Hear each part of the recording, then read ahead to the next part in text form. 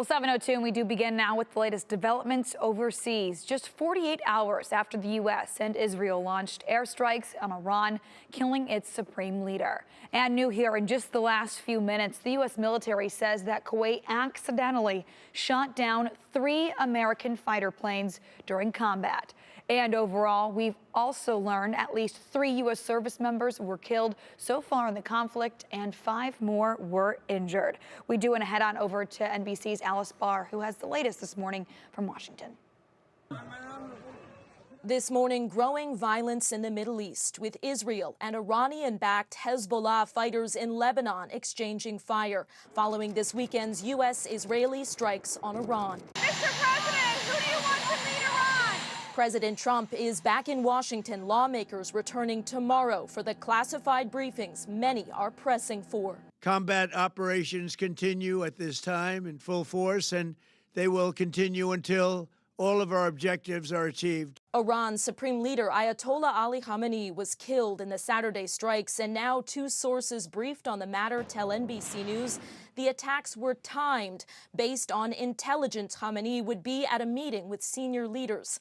President Trump told NBC News in a phone interview many others in Iranian leadership were killed. And 3 American service members are confirmed killed in combat. U.S. officials tell NBC News they were part of an Army unit based in Kuwait. 5 others were seriously wounded. We pray for the full recovery of the wounded and send our immense love and eternal gratitude to the families of the fallen.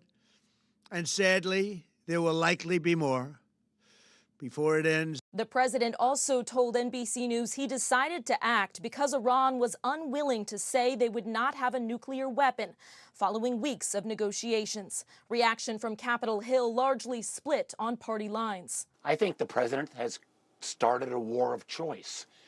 There was no imminent threat to the United States. The largest state sponsor of terrorism, Iran, is close to collapsing. Protests and praise in this country as Iranian Americans hope for freedom, while anti-war demonstrators fear a spreading conflict. Lawmakers are expected to vote this week on a war powers resolution that would require President Trump to get approval from Congress before taking any further military action.